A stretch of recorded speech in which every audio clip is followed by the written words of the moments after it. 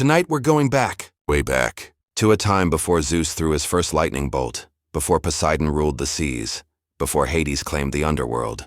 We're traveling to an era when beings of unimaginable power ruled the cosmos, the Titans. But here's the thing about the Titans. Their story isn't filled with explosive battles and dramatic showdowns. No, it's something far more interesting for those seeking peaceful sleep. It's a tale of slow-burning cosmic drama, ancient family dynamics, and the gradual passing of one age to another, perfect for drifting off to dreamland. So settle in, get comfortable, and let me tell you the complete story of the Titans. From their mysterious birth to their quiet exile. This isn't your typical action-packed mythology. This is mythology for sleep. Our story begins in a place that isn't really a place at all. Chaos. Not the kind of chaos you might imagine. Not destruction or mayhem, but rather an empty, yawning void. A vast nothingness that stretched infinitely in all directions. Imagine the deepest, most peaceful darkness you've ever experienced, and multiply that by infinity. That was chaos. From this primordial emptiness, the first beings slowly, gently emerged, not with fanfare or cosmic explosions, but like thoughts forming in a dreaming mind. First came Gaia, the Earth herself, not as a planet spinning in space, but as a consciousness, a being of infinite patience and nurturing power. Picture Gaia awakening like someone stirring from the deepest, most restful sleep. Her awakening wasn't urgent or startling, but gradual, like dawn breaking over a peaceful meadow. As she became aware of herself, mountains rose gently from her body, valleys carved themselves with the patience of eternities, and oceans filled themselves drop by drop. Next came Tartarus, the deep places beneath the earth. If Gaia was the nurturing surface, Tartarus was the mysterious depths. Not evil, mind you, but profound beyond measure. Think of the deepest cave you can imagine, then go deeper still. That's where Tartarus dwelled, in spaces so deep that sound took forever to travel, where silence was absolute and time moved differently. Then there was Eros, not the cherubic Cupid of later stories, but the primordial force of attraction itself. The gentle pull that draws all things together, the quiet magnetism that would eventually cause stars to form and hearts to beat. Eros was the reason anything would ever come together, ever connect, ever love. And finally, from the darkness came Nyx, night herself. Not the absence of day, but a being of profound tranquility. Nyx wrapped the cosmos in soft darkness, creating the first rhythm of existence, the gentle pulse between being and not being, presence and rest. These primordial beings didn't speak as we speak, didn't move as we move. They simply were, existing in a state of perfect peaceful being. For eons unmeasured, they rested in this state of pure existence, like the universe itself was having the most peaceful sleep imaginable. But even in this cosmic slumber, things were slowly changing. Gaia, in her infinite patience, began to feel, not lonely exactly, but incomplete. She was the earth, but she had no sky to embrace her. She was land, but she had no one to share the view of her beauty. So, in her own time, with no rush or urgency, Gaia brought forth Uranus, the sky. Imagine the most gradual sunrise you've ever witnessed. But instead of light, consciousness was slowly dawning. Uranus emerged not as a separate being, but as Gaia's complement, her other half. Uranus was vast beyond comprehension, stretching over Gaia like the most comfortable blanket imaginable. Where she was solid and nurturing, he was space and potential. Where she was the foundation, he was the infinite expanse above. Together, Gaia and Uranus formed the first marriage in existence, not a ceremony with vows and rings, but a cosmic union that happened as naturally as breathing. They fit together perfectly, earth and sky in eternal embrace, creating the first home in the universe. For countless ages they existed in this state of perfect contentment. Uranus would cycle gently across Gaia's surface, bringing rain and wind and seasons. She would respond with growth and change and beauty. It was the universe's first love story, told not in words but in the slow dance of geological time. From this cosmic marriage, children began to be born. But these weren't ordinary children, they were the Titans, beings of such immense power and presence that their very existence shaped reality around them. The first to emerge was Oceanus, the great river that encircled the world. Picture not just any river, but a stream of consciousness flowing endlessly around the edges of existence. Oceanus wasn't just water. He was the very concept of flow, of current, of the gentle movement that keeps life circulating. Oceanus had the most peaceful nature imaginable. He never rushed, never fought the landscape he flowed through. Instead, he found the gentle path, the route of least resistance. His waters were always exactly the right temperature, his current always perfectly measured. To listen to Oceanus was to hear the most soothing sound in creation, the endless gentle murmur of water finding its way home. Then came Tethys, she who would become Oceanus's eternal companion. Tethys embodied the nurturing aspects of water, the gentle rain, the morning dew, the springs that bubbled up from hidden places. She was water as comfort, as life-giving force, as the gentle touch that soothes and heals. Tethys moved through the world like a whisper, barely disturbing the air as she passed. Her presence was felt not in dramatic waterfalls or crashing waves, but in the quiet moisture that made plants grow, in the gentle streams that wound through peaceful valleys. The third Titan to emerge was Hyperion, whose name meant the High One. Hyperion was light, not the harsh glare of noon, but the gentle illumination of dawn and dusk. He was the Titan of gentle seeing, of the light that reveals beauty without harshness, that shows truth without pain. Hyperion's light was like the softest lamp imaginable, bright enough to see by but never so bright as to disturb sleep. When he moved across the sky, colors would shift gradually from deep purple to soft gold to gentle blue. His presence was the cosmic equivalent of slowly adjusting a dimmer switch, bringing illumination at exactly the pace the world was ready to receive it. With Hyperion came Theia, whose name meant divine or goddess-like. Theia was the Titan of sight itself, not just seeing but perceiving beauty. She was the one who made sunsets breathtaking, who put the sparkle in starlight, who gave precious metals their luster. Theia's gift was making everything just a little more beautiful than it had been before. She didn't transform things dramatically. Instead, she enhanced what was already there. A flower became more perfectly itself in her presence, a mountain more majestically mountain-like. Next emerged the twins Coeus and Phoebe. Coeus was the axis of heaven, the invisible pole around which everything turned. He represented the deep intelligence of the cosmos, the underlying order that kept planets in their orbits and seasons in their cycles. Coeus was perhaps the quietest of all the Titans. His power wasn't in action but in stillness, in being the fixed point that allowed everything else to move in harmony. He was cosmic stability, the reliable center that never wavered or shifted.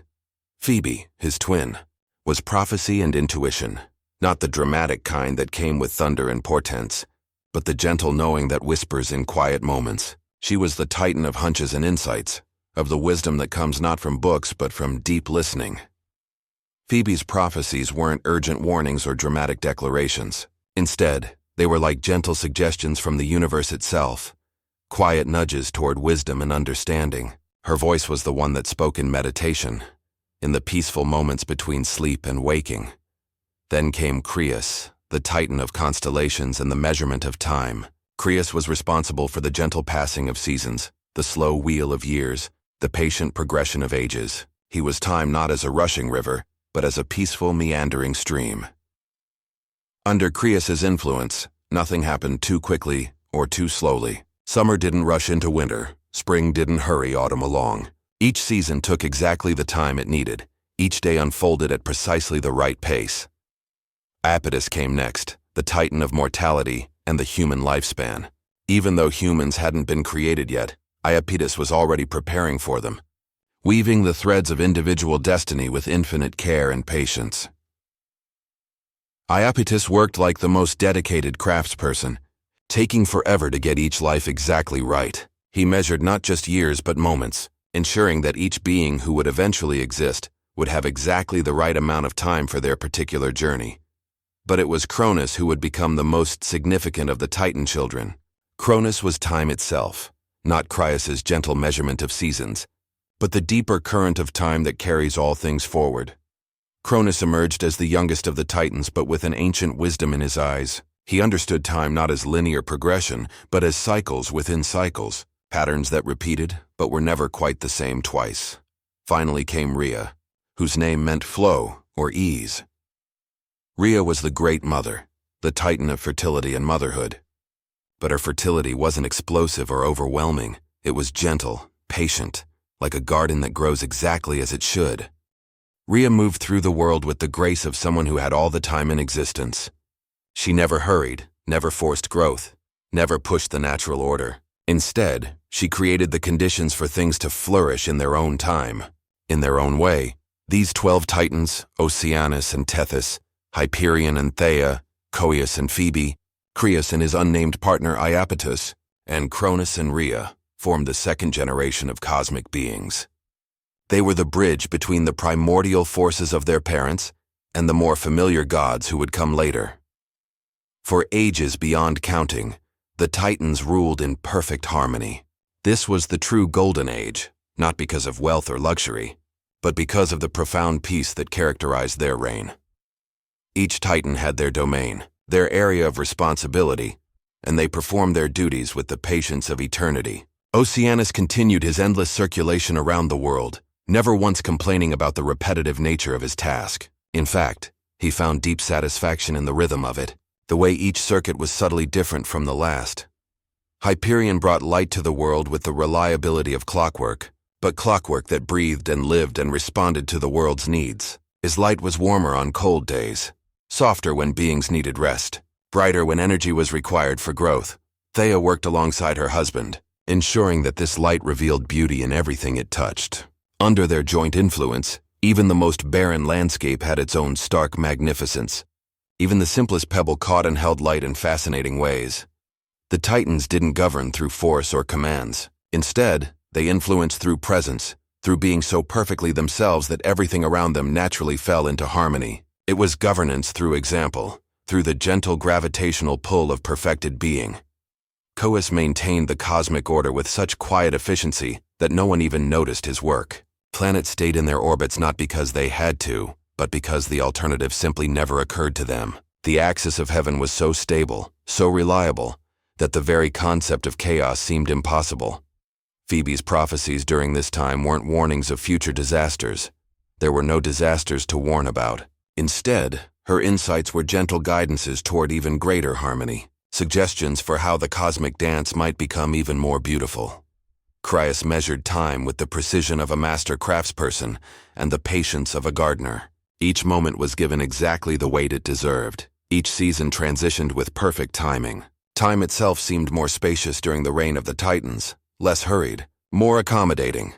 Iapetus continued his mysterious work with the threads of individual destiny, weaving patterns so complex and beautiful that they could only be appreciated from the perspective of eternity. His work was like watching the most patient artist create a masterpiece that would take eons to complete.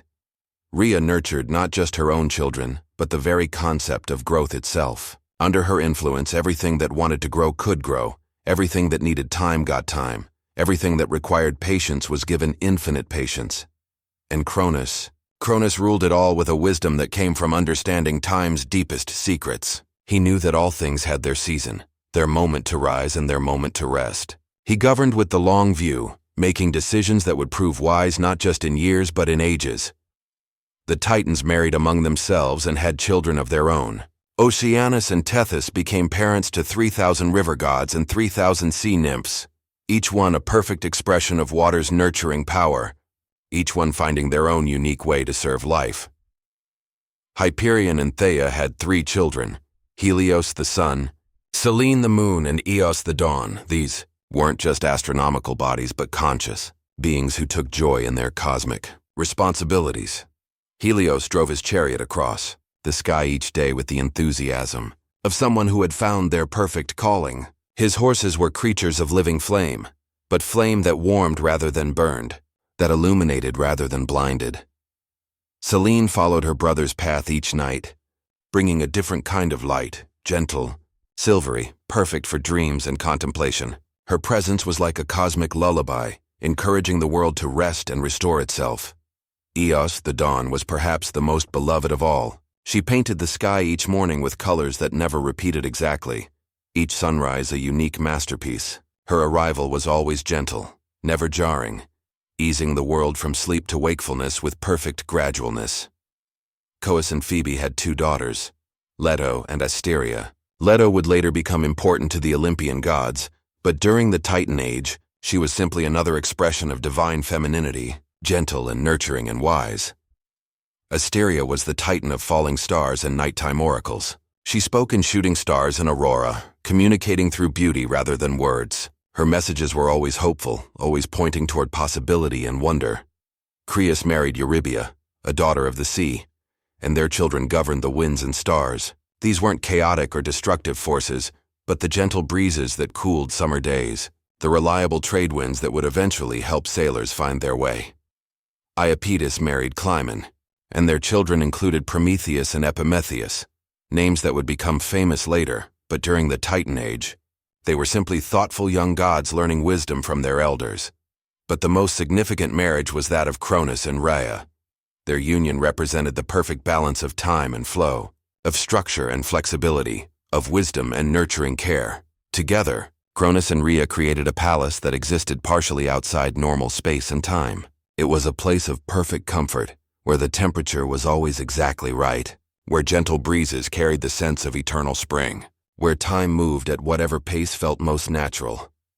In this palace, the Titans would gather for great feasts that lasted for pleasant eternities. They would share stories, sing songs that harmonized with the music of the spheres, and simply enjoy each other's company with the deep satisfaction that comes from perfect understanding. These gatherings weren't political meetings or strategy sessions. There were no crises to manage, no conflicts to resolve. Instead, they were celebrations of existence itself, appreciations of the cosmic symphony they were all playing together. But even in paradise, change was slowly stirring. Not because anything was wrong, everything was still perfectly harmonious, but because perfection itself contains the seeds of transformation. The first sign of change was so subtle that even the Titans barely noticed it. Gaia, the Earth Mother, began to feel restless, not unhappy, not dissatisfied, but as if she were pregnant with possibilities she couldn't quite name. You see, Gaia and Uranus had more children than just the Titans. After the 12 great Titans came 3 more sons, the Cyclopes and the Hecatonchires, the 100-handed ones. The Cyclopes, Brontes, Sterops and Argus were master craftsmen, each with a single eye in the center of their forehead. This wasn't a deformity but a different kind of perfection. An eye that could see into the heart of matter itself, that could perceive the hidden structures that held reality together. Thunder, lightning, and brightness, these were their names translated. And their talents. They could forge marvels that made even the Titans pause in wonder. Their workshop was deep in the earth, where they worked with the patience of geological time and the precision of atomic forces. The 100-handed ones, Cottus, Briareus, and Gyges, were beings of such immense power that their very existence seemed to pulse with barely contained energy. Each had 50 heads and 100 arms, not as monsters, but as beings evolved for tasks beyond normal comprehension. These younger children were just as benevolent as their Titan siblings, but they were different. Where the Titans embodied harmony and balance, these beings embodied potential, raw, creative potential that hummed with possibility. Uranus, the Sky Father, began to feel uncomfortable around these powerful younger children, not because they threatened him directly. They showed him nothing but respect and love, but because their very existence reminded him that change was possible. For someone who had ruled in perfect stability for so long, the mere concept of change was disturbing. Uranus began to spend more time in the higher reaches of the sky, distancing himself from the earthy realm, where transformation seemed to lurk around every corner. This distance began to affect Gaia in ways that were subtle at first. She found herself looking toward the deeper places of the earth more often, toward the workshop of the Cyclopes, toward the dwelling places of the 100-handed ones. The Titans noticed their mother's changing mood, but they interpreted it through their own lens of eternal harmony. Surely this was just another natural cycle, another gentle rhythm in the cosmic dance. They continued their duties with serene efficiency, waiting for the phase to pass. But Gaia's restlessness grew. She began to feel constrained by Uranus's constant presence, by his need for everything to remain exactly as it had always been. For the first time in cosmic history, someone was feeling claustrophobic. The breaking point came when Uranus made a decision that shocked everyone. Concerned about the growing power of the Cyclopes and Hecatonchires, he pushed them deep into Tartarus, the deepest places of the earth, effectively imprisoning his own children. This wasn't done in anger or hatred. Uranus wasn't capable of such emotions. Instead, it was done from fear from a desperate need to maintain the status quo. If change was stirring in his youngest children, then they must be kept where their potential couldn't manifest. For the first time in the history of existence, there was injustice in the cosmos. Not evil, not malice, but the wrong thing done from the right intentions. Uranus genuinely believed he was protecting the harmony of creation, but his methods caused the first cosmic suffering. Gaia felt her imprisoned children's distress like physical pain. The Cyclopes, masters of creation, were trapped where they couldn't create. The hundred-handed ones, beings of infinite capability, were imprisoned where their capabilities were useless. The Earth Mother's patience, infinite as it had seemed, finally found its limit. For eons upon eons, she had been understanding, accommodating, accepting. But this treatment of her children crossed a line that even her nurturing nature couldn't forgive. But Gaia didn't explode in rage. That wasn't her nature. Instead, she began to plan with the same patient thoroughness she brought to everything else. If Uranus couldn't change, then perhaps it was time for different leadership. She went to her Titan children and explained the situation with characteristic calm. Her voice was still gentle, still loving, but underneath there was a new note, determination that would not be swayed. "Your father has made a mistake," she told them. "A mistake born of fear, but a mistake nonetheless. Your brothers suffer unjustly, and this suffering corrupts the harmony we have all worked to maintain." The Titans were troubled by this news. They had never conceived of opposing their father. Opposition itself was a foreign concept in their harmonious existence. But they also couldn't deny their mother's wisdom or ignore their brother's suffering. One by one, the male Titans declined to act against their father, not from cowardice but from inability to conceive of such action. They were beings of harmony, of cooperation, of working within established order. The very idea of revolution was as foreign to them as hatred or cruelty. But Cronus was different. As the youngest of the Titans, he had always been closest to the imprisoned brothers. He had heard their songs echoing up from Tartarus, had felt their creative potential being wasted in the deep places. More importantly, Cronus understood time in ways his siblings didn't. He could see that this moment was a hinge point, a place where the cosmic story could go in different directions, and he saw that maintaining the current path would lead to stagnation, to a universe that stopped growing and changing. "I will do what must be done," Cronus told his mother. "Not from anger, not from ambition, but because time itself demands this change."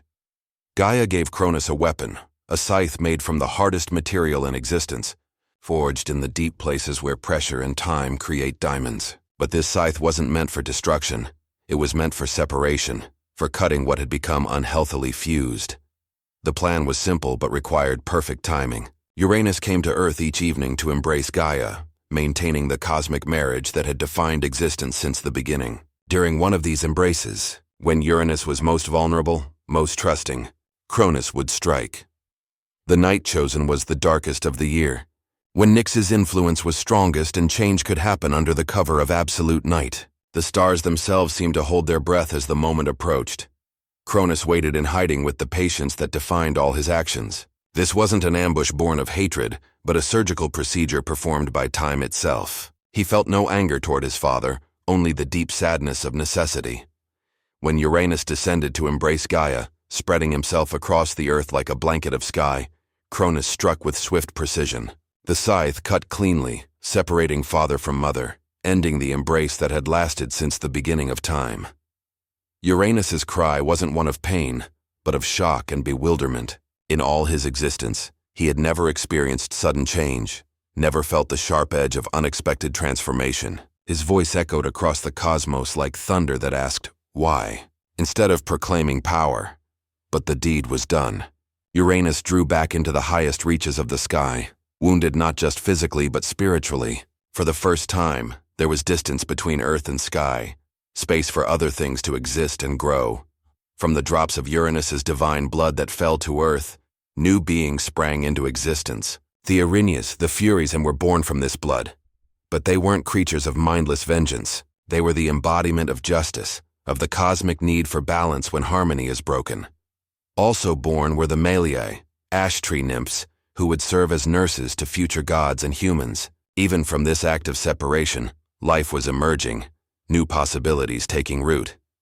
But the most significant birth happened when Uranus's severed parts fell into the sea. From the divine foam that surrounded them, Aphrodite was born, not as a titan or a primordial being, but as something entirely new. Beauty incarnate, love perfected, the promise that what had been separated could find new ways to come together. Cronus stood with the bloodied scythe in his hand, feeling the weight of what he had done. He had ended the first age of the cosmos and begun something entirely new. The responsibility was immense, but he accepted it with the same patient wisdom he brought to everything else. Uranus, before withdrawing permanently into the highest sky, looked down at his youngest son with eyes that held no hatred, only profound sadness and a terrible foreknowledge. "You have cut me from my beloved Earth," Uranus said, his voice carrying across the cosmos like wind through empty spaces. "But know this, Cronus, as you have overthrown your father, so shall your own son overthrow you. Time devours its children, and you, Lord of Time, will learn this truth most bitterly." These words fell on the cosmos like seeds of future sorrow, but Cronus accepted them with characteristic patience. If this was his fate, then he would meet it as he met everything else, with understanding and acceptance. The first act of Cronus as the new ruler was to descend to Tartarus and free his imprisoned brothers. The Cyclopes and the 100-handed ones emerged blinking into the light they had been denied, grateful beyond measure for their liberation. "You freed us when no one else would," they told Cronus. "Ask anything of us, and it shall be yours." But Cronus asked for nothing except that they use their gifts freely, that they create and build and contribute to the cosmos according to their natures. This generosity only increased their loyalty to their liberator. The Cyclopes returned to their forging with renewed enthusiasm, creating wonders that even they had never imagined during their imprisonment. The 100-handed ones became guardians and builders, using their immense strength to shape mountains and carve valleys. The other Titans accepted Cronus's leadership with grace and dignity. They had seen the necessity of change, had witnessed the justice of his actions, and they recognized the wisdom of his rule. The transition was smooth, almost seamless, but the cosmos itself had changed. The separation of earth and sky had created something that had never existed before. Empty space, room for movement, area for growth and change and possibility. Into this new space, stars began to appear, not the distant lights they had been when compressed against the sky, but points of blazing beauty that could be seen and appreciated. The night sky became a tapestry instead of a solid dome. Time itself began to flow differently. Under Uranus's rule, time had been circular, repetitive, each day exactly like the last. Under Cronus, time became linear while remaining cyclical. Things could change while still maintaining cosmic order. The Titans adapted to this new reality with their characteristic grace. They took on new responsibilities, new areas of influence, new ways of serving the cosmos, but they did so without losing their essential natures, without sacrificing the harmony that defined them. Under Cronus's rule, the cosmos entered what would later be remembered as the true Golden Age. Not because of material wealth, but because time itself had found its perfect rhythm. Cronus ruled from a palace that existed partially outside normal time, where moments could stretch into pleasant eternities and eons could pass like heartbeats. This wasn't chaotic or confusing. It was time made flexible, time serving consciousness rather than constraining it. The Titan King governed with a light touch, understanding that the best leadership often meant simply creating space for others to flourish. He established laws, but they were laws that aligned with natural cosmic order rather than opposing it. Under his reign, the seasons became more pronounced but also more beautiful. Spring lasted exactly as long as it needed to. Summer provided perfect abundance. Autumn's harvest was always sufficient, and winter's rest was deep and restorative. The Titans took on new roles and responsibilities. Oceanus continued his endless circulation, but now his waters carried messages and dreams between different parts of the cosmos. His rivers became highways of imagination as well as water. Hyperion's light became more varied and interesting. He learned to create different qualities of illumination for different needs. The clear, bright light of learning, the warm golden light of contentment, the soft, dim light perfect for rest and reflection. Rhea, as Cronus's queen, became the perfect complement to his temporal mastery. Where he governed the flow of time, she governed the timing of growth, ensuring that everything developed at exactly the right pace. Together, they created a court that was more like an extended family than a formal government. The Titans would gather regularly to share experiences, to coordinate their efforts, to simply enjoy each other's company. These gatherings were legendary for their warmth and wisdom. Conversations would begin at sunset and continue through sunrise, with each participant contributing insights that enhanced everyone's understanding. Time moved slowly during these councils, allowing every thought to be fully expressed and considered. But perhaps most remarkably, Cronus began to prepare for the next age of existence. Unlike his father, who had tried to prevent change, Cronus accepted that his reign too would eventually end. He wanted to ensure that the transition would be as smooth as possible. He consulted with Phoebe about the future, listening to her gentle prophecies with the attention of someone planning for generations yet to come. Her insights were more detailed now, more specific, painting pictures of gods yet to be born and ages yet to unfold. "Your children will be different from us," Phoebe told him during one of their quiet consultations. "They will be more passionate, more immediate, more involved in the affairs of smaller beings. They will rule not through patience but through power, not through time but through force." Cronus received this news with his characteristic equanimity. If this was the future, then he would prepare for it as best he could. But he also began to feel the first stirrings of the anxiety that would eventually define his later reign. The problem was Uranus's curse. As the ages passed, the words of his overthrown father echoed more and more loudly in Cronus's mind. "As you have overthrown your father, so shall your own son overthrow you." At first, this seemed like a distant concern. Cronus and Rhea were in no hurry to have children. They had all the time in the cosmos, after all. But as the golden age matured, they began to feel the natural desire for offspring that comes to all beings in their season. Their first child was Hestia, the future goddess of the hearth and home. She was born during the longest day of summer, when light and warmth were at their peak. From the moment of her birth, Hestia radiated comfort and security. Unlike her Titan parents, Hestia was immediately active and engaged. She didn't have their vast patience or their tendency to think in geological time. Instead, she was focused, practical, interested in creating cozy spaces and bringing beings together. Cronus held his daughter with wonder and growing apprehension. Here was a being fundamentally different from the Titans, not better or worse, but different. And in that difference, he could see the shadow of his father's prophecy. Their second child was Demeter, born during the harvest season when Gaia's abundance was most visible. Demeter emerged with an immediate connection to growing things, to the cycles of planting and harvesting that would become crucial to future civilizations. Like her sister, Demeter was more immediate in her reactions, more emotionally present than the philosophical Titans. She laughed more readily, worried more quickly, loved more intensely. She was divine, but divinity expressed in a completely new way. The third child was Hera, born during the winter solstice when darkness was deepest, but the promise of returning light was strongest. Hera had a regal bearing from birth, a natural authority that commanded respect without demanding it. Each birth increased Cronus's anxiety. These children were powerful, he could feel that clearly, but more disturbing. They didn't seem to naturally revere their parents the way the Titans had revered Gaia and Uranus. They were independent, self-directed, potentially rebellious.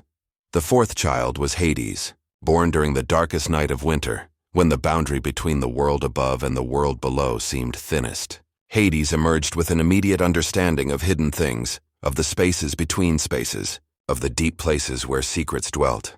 Unlike his sisters, Hades was quiet and contemplative, but his quietness was different from Titan patience. Where the Titans were peaceful in their silence, Hades was intense, as if he were always listening to voices the others couldn't hear. The fifth child was Poseidon, born during a tremendous storm that seemed to celebrate his arrival. From his first breath, Poseidon commanded the waters in ways that even impressed Oceanus.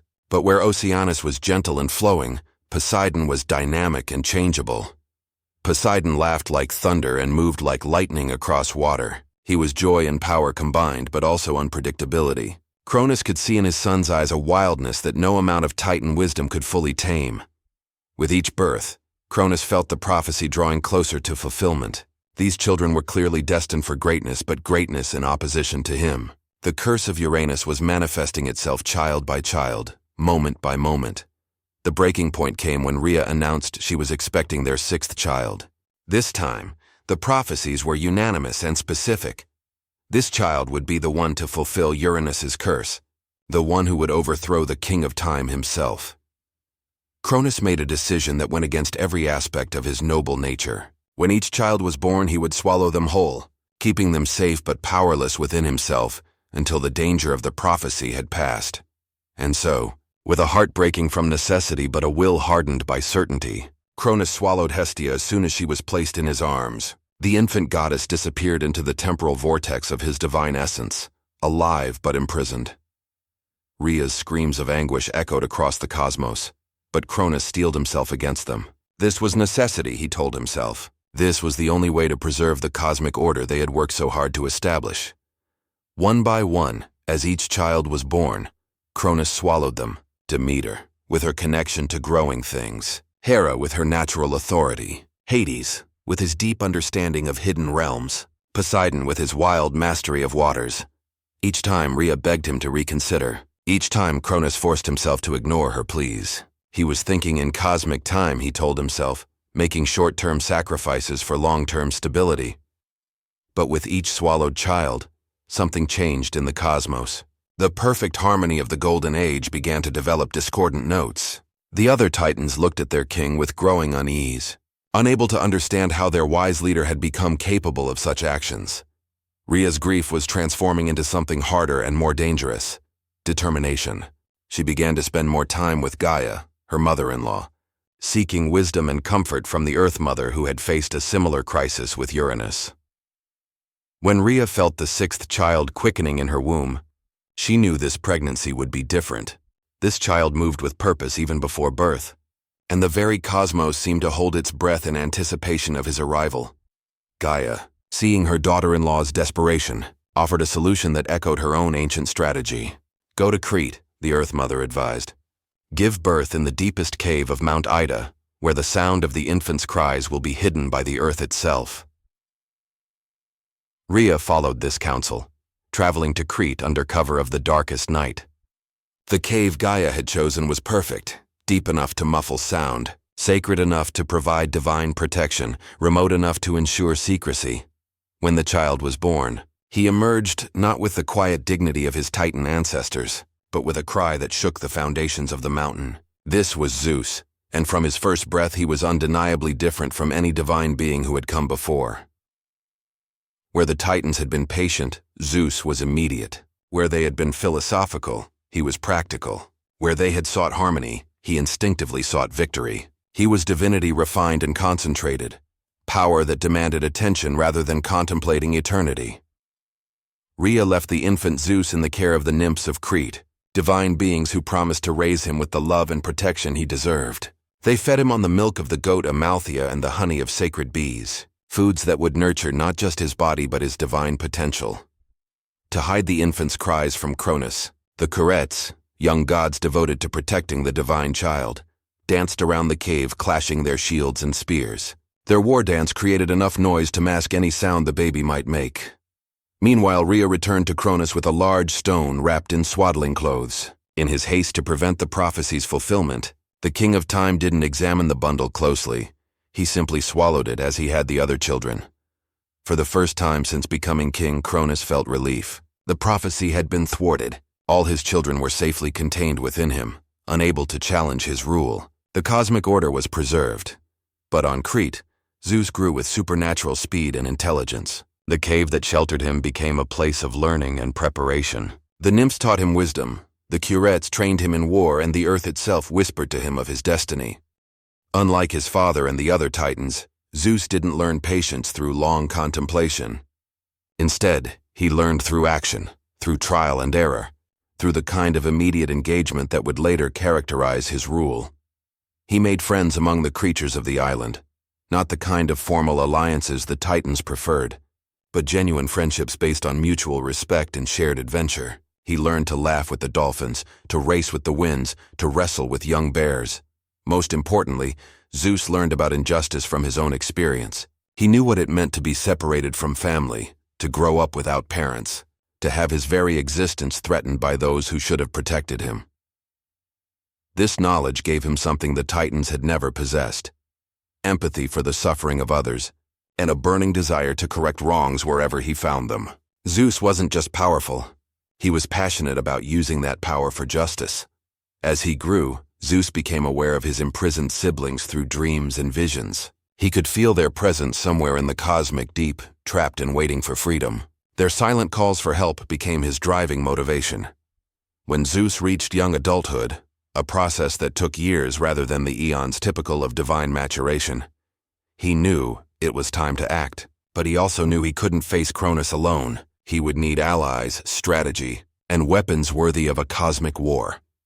His first ally was Metis, a titaness daughter of Oceanus, whose name meant wisdom, or cunning intelligence. Metis had watched Cronus's transformation with growing alarm, and she was ready to help restore justice to the cosmos.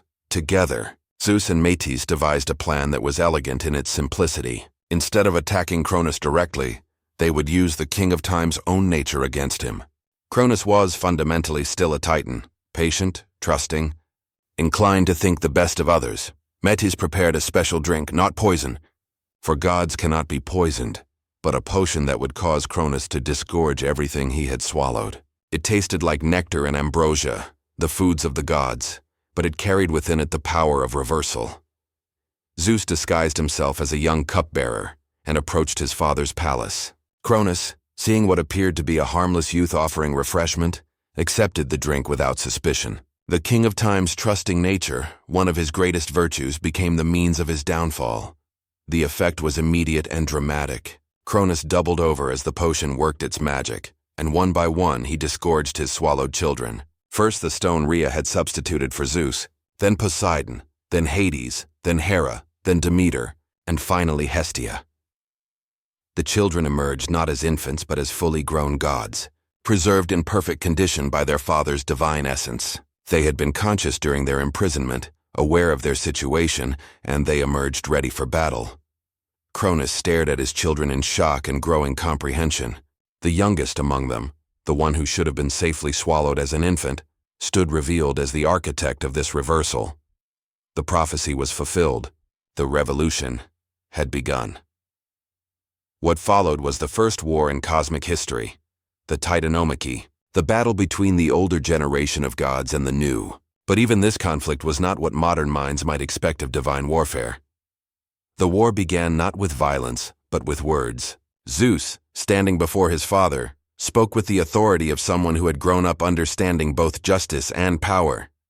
"Father," he said, his voice carrying across the cosmos with the sound of distant thunder, "your reign has brought much good to the universe. The Golden Age will be remembered with honor, but your fear has led you to injustice, and injustice cannot be allowed to stand." Cronus listened to his son's words with the deep attention he had always given to important matters. Part of him, the part that was still the wise youngest Titan, recognized the truth in what Zeus was saying, but the part of him that had become King of Time could not accept the loss of power. "You know not what you ask," Cronus replied, his voice heavy with the weight of ages. "I have seen the future, lived through the cycles of time. If I fall, chaos will return. The order we have built will crumble. The peace we have maintained will be lost." "Perhaps," Zeus acknowledged, "but that is a risk we must take. Order built on the imprisonment of the innocent is not true order. Peace maintained through injustice is not true peace." And so the lines were drawn.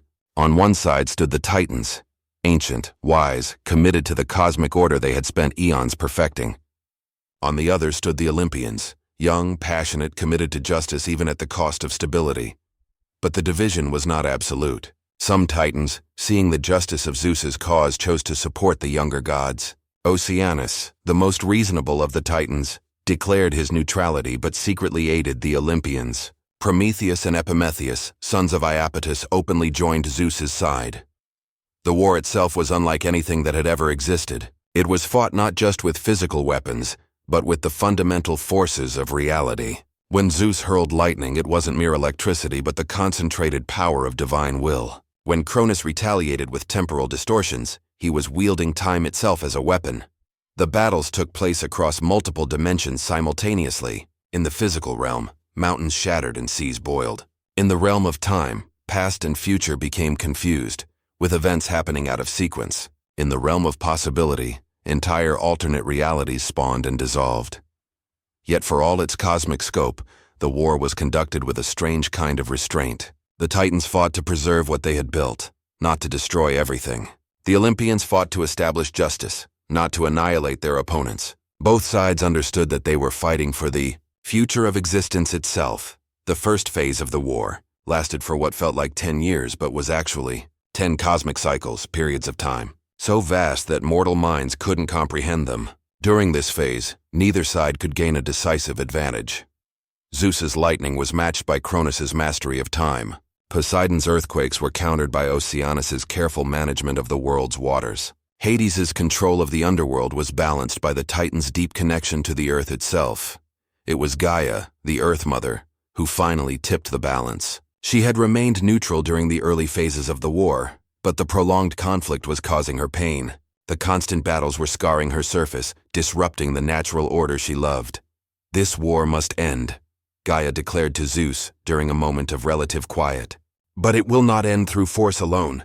You need allies who understand the deep places, the hidden strengths. Free my imprisoned children, and they will help you bring this to a conclusion. Gaia was referring to the Cyclopes and the Hecatonchires, still locked in Tartarus despite Cronus's early promise to free them. In the stress of ruling and the growing anxiety about the prophecy, the King of Time had forgotten his commitment to his brother's liberation. Zeus descended to Tartarus with Poseidon and Hades at his side. The deep places had grown strange during their long imprisonment, not evil but alien, as if suffering had transformed the very nature of space and time there. When they found the Cyclopes and the Hecatonchires, Zeus was shocked by what he saw.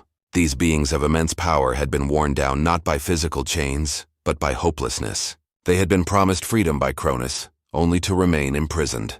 Their spirit was nearly broken. Brothers, Zeus said, using the term not as a courtesy but as a recognition of kinship. I have come to fulfill the promise that was made to you. But more than that, I have come to ask for your help in creating a cosmos where such broken promises are impossible. The Cyclopes looked at this young god with their single eyes that saw into the heart of things, and they saw something they had not seen in Cronus, genuine commitment to justice over convenience. If we help you, Isis Brontes, the eldest of the Cyclopes, what assurance do we have that you will not forget your promises as your father did? Zeus's answer was immediate and passionate. I give you no assurances except this. Judge me by my actions, not my words. If I prove false to what I promised today, then support whoever comes to overthrow me in turn. This answer, so different from the political calculations they might have expected, convinced the imprisoned brothers. The Cyclopes and Hecatonchires emerged from Tartarus not as subjects, but as allies, equal partners in the fight for cosmic justice. The Cyclopes immediately set to work forging weapons for the Olympian gods. For Zeus, they created the thunderbolt, not just a weapon but a symbol of his authority, a concentrated expression of divine power and will. For Poseidon, they forged the trident, a weapon that could command earth and sea and everything between. For Hades, they created the helm of darkness, which granted invisibility, but also the power to see hidden truths. The Hecatonchires, meanwhile, became the ultimate siege engines. Their 100 hands could hurl boulders the size of mountains. Their 50 heads could coordinate attacks that no enemy could counter. Their immense strength could reshape the very topology of battlefields. The second phase of the Titanomachy began with these new allies, and the change was immediately apparent. The war that had been a stalemate became a systematic campaign, not of destruction, but of overwhelming demonstration. Zeus's strategy wasn't to annihilate the Titans, but to make continued resistance impossible. Each battle was designed to showcase the futility of opposing the new order, while minimizing actual harm to his opponents. The final battle took place on the plains of Thessaly, in a valley that would later be remembered as the place where one age of the cosmos gave way to another. The opposing forces faced each other across a landscape that trembled with anticipation. On one side stood the Titans, beings of immense dignity and power, their forms radiating the accumulated wisdom of ages. They were beautiful in their ancient authority, terrible in their commitment to the order they had sworn to protect. On the other side stood the Olympians and their allies, younger, more dynamic, burning with the fire of righteous cause. They were the future made manifest, change given divine form. The battle began at dawn, though the very concepts of day and night became confused as temporal and spatial forces clashed across the battlefield. Lightning split the sky while time itself bent and twisted under the impact of divine wills. Hyperion's light battled Zeus's lightning in a display that painted the heavens in colors that had no names. Oceanus's waters rose to meet Poseidon's earthquakes, creating tsunamis that existed in multiple dimensions simultaneously. But the turning point came when the Hecatoncheires entered the fray. Their assault wasn't random or chaotic. It was precise, coordinated, overwhelming. Mountains became projectiles, valleys became defensive positions, the very landscape became a weapon. One by one, the Titans found themselves unable to continue the fight, not defeated in the sense of being destroyed, but overcome by the sheer impossibility of victory. They were beings of wisdom, and wisdom told them when a cause was lost. Cronus himself was the last to yield. The King of Time stood alone on the battlefield, still wielding temporal forces with masterly skill, still refusing to accept that his reign was ending.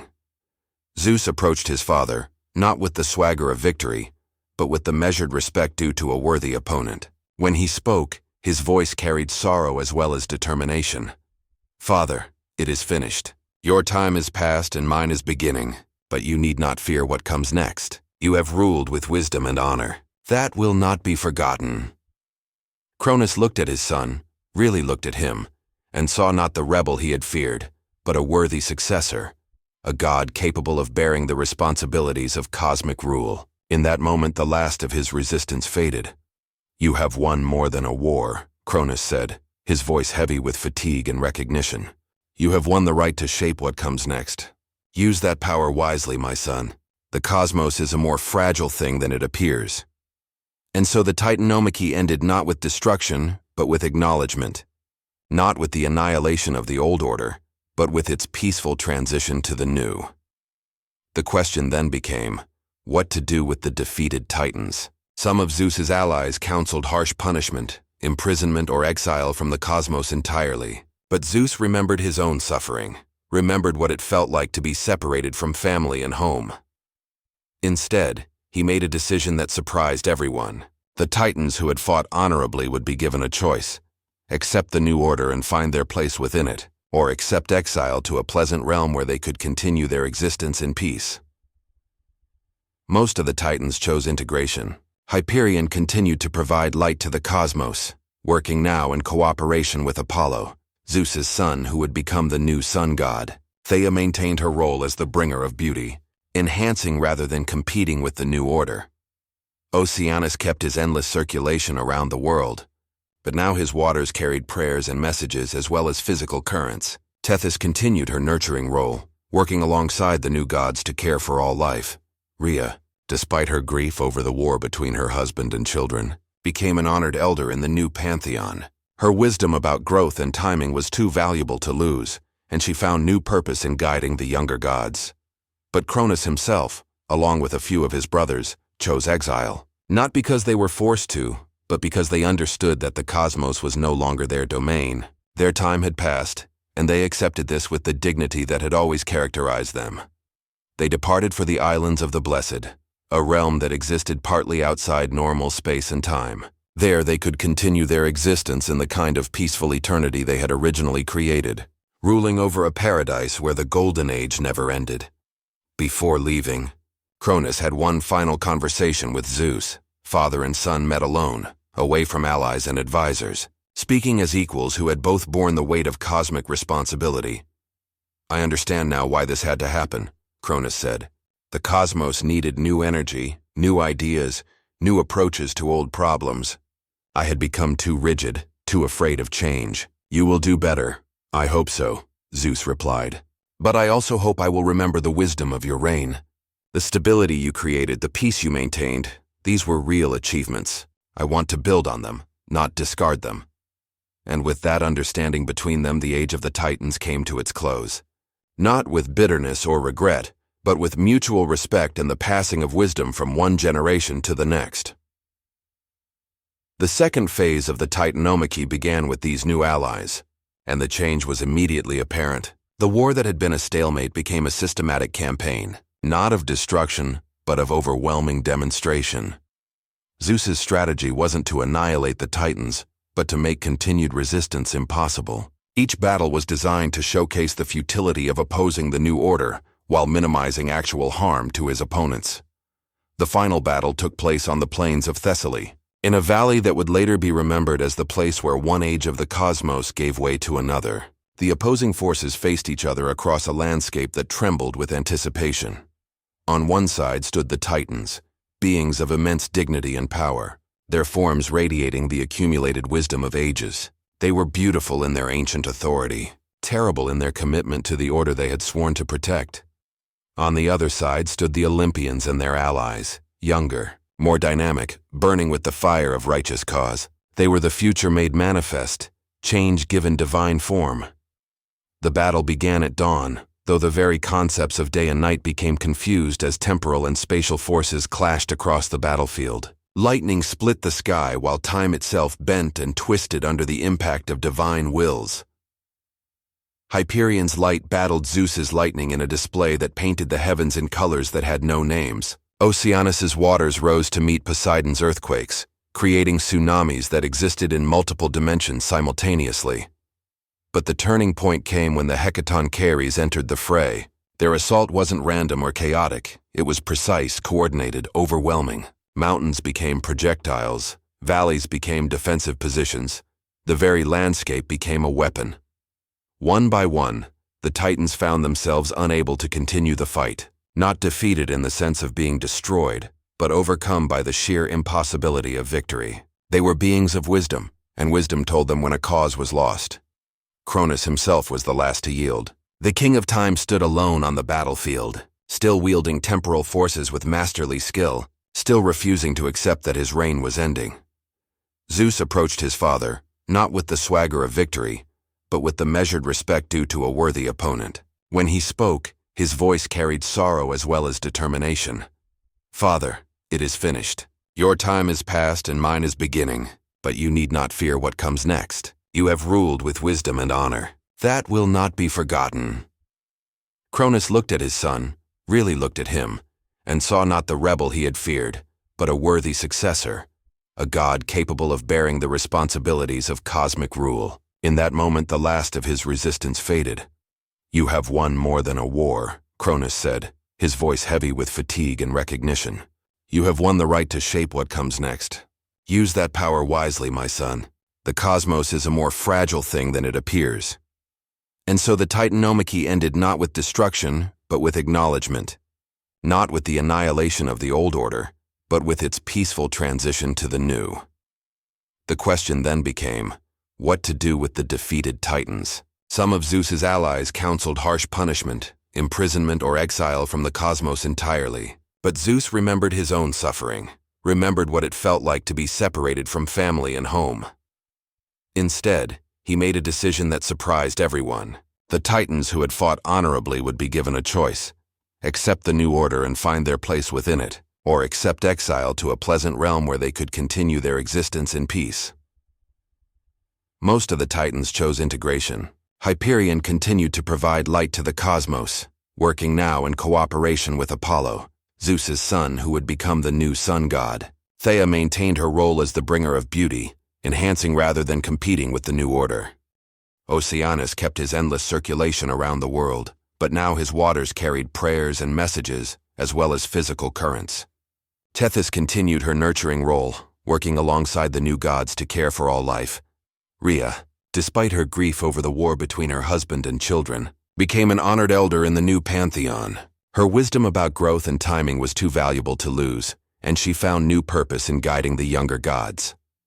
But Cronus himself, along with a few of his brothers, chose exile, not because they were forced to, but because they understood that the cosmos was no longer their domain. Their time had passed, and they accepted this with the dignity that had always characterized them. They departed for the islands of the blessed, a realm that existed partly outside normal space and time. There, they could continue their existence in the kind of peaceful eternity they had originally created, ruling over a paradise where the golden age never ended. Before leaving, Cronus had one final conversation with Zeus. Father and son met alone, away from allies and advisors, speaking as equals who had both borne the weight of cosmic responsibility. "I understand now why this had to happen," Cronus said. The cosmos needed new energy, new ideas, new approaches to old problems. I had become too rigid, too afraid of change. "You will do better." "I hope so," Zeus replied. "But I also hope I will remember the wisdom of your reign. The stability you created, the peace you maintained, these were real achievements. I want to build on them, not discard them." And with that understanding between them, the age of the Titans came to its close. Not with bitterness or regret, but with mutual respect and the passing of wisdom from one generation to the next. And so we come to the end of our story, but not really to an ending at all. The Titan's tale is not one of defeat but of transition, not of failure but of the natural passing of one age to another. In the Islands of the Blessed, Cronus and his fellow exiles found a different kind of fulfillment. They became the guardians of time's deeper mysteries, the keepers of wisdom about the long cycles that govern cosmic history. Occasionally, heroes and wise mortals would find their way to these islands, seeking guidance about matters too profound for the younger gods to fully understand. The Titans would receive these visitors with characteristic patience, sharing insights accumulated over eons of existence. Meanwhile, those Titans who remained in the cosmos found new roles in Zeus's pantheon. They became elder advisors, teachers, the keepers of ancient knowledge that the Olympians needed but could not acquire through their own experience. Prometheus, son of Iapetus, became famous for his gift of fire to humanity, but this was just one expression of the Titan legacy of patient nurturing and long-term thinking. He saw potential in mortals that the Olympians, focused on immediate power, initially missed. The Cyclopes and Hecatonchires, grateful for their liberation, became the master craftsmen and builders of the new age. The weapons they had forged for the Olympians were just the beginning. They would go on to create wonders that made the gods' reign possible. But perhaps the most important legacy of the Titans was the wisdom they passed down about patience, about the long view, about the importance of working with natural order rather than against it. Zeus, for all his power and passion, learned to temper his impulses with Titan wisdom. He ruled not just through strength but through understanding, not just through command but through cooperation. The cosmos under the Olympians was more dynamic than it had been under the Titans, but it was also more chaotic. Humans were created, fell in love, built civilizations, fought wars, created art, destroyed beauty. All of this would have been impossible under the perfect stasis of the original Golden Age. Yet the Titans' influence remained, providing stability within change, wisdom within passion, patience within urgency. They were the deep roots that allowed the cosmic tree to grow tall without toppling over. In later ages, when mortals told stories about the Titans, they often portrayed them as monsters or rebels or forces of chaos. But these were misunderstandings, born from the human tendency to simplify complex truths. The real Titans were beings of profound wisdom and patience, creators of the first stable cosmos, pioneers of cosmic order. They were overthrown not because they were evil, but because their time had passed, because the universe needed new energy and new approaches. Their story teaches us about the nature of time itself, how all things have their season, their moment to rise and their moment to yield to what comes next. The Titans understood this truth better than anyone, which is why they were able to accept their transition with such dignity. Tonight, as you drift off to sleep, you can imagine yourself visiting those islands of the blessed, sitting with Cronus and the other exiled Titans as they share their ancient wisdom. Their voices are gentle, patient, understanding, the voices of beings who have seen all of time's cycles and found peace within them. They would tell you that all endings are also beginnings, that every sunset promises a sunrise, that the cosmos is vast enough to hold both change and continuity, both passion and patience, both the old wisdom and the new energy. And in that understanding, in that cosmic perspective that sees beyond immediate concerns to eternal truths, you can find the same deep peace that the Titans found, the peace of beings who have found their place in the great cosmic story. And so ends our journey through the age of the Titans, from their birth in the cosmic marriage of earth and sky, through their golden age of perfect harmony, to their final transition into honored retirement. Their story reminds us that even the most powerful beings must eventually yield to time's passage, but also that wisdom and dignity can make any transition beautiful. The Titans didn't fight change out of evil or stubbornness, but from love. Love for the order they had created and the peace they had maintained. In the end, Their greatest victory wasn't in their reign, but in their graceful acceptance of its end. They showed the cosmos how to change with honor, how to pass power with wisdom, how to find peace even in transformation. As you fall asleep tonight, let their story carry you into dreams of cosmic patience, eternal cycles, and the deep peace that comes from understanding your place in the greater story of existence. Sleep well, and may your dreams be filled with the gentle wisdom of the Titans, the beings who taught the universe how to be.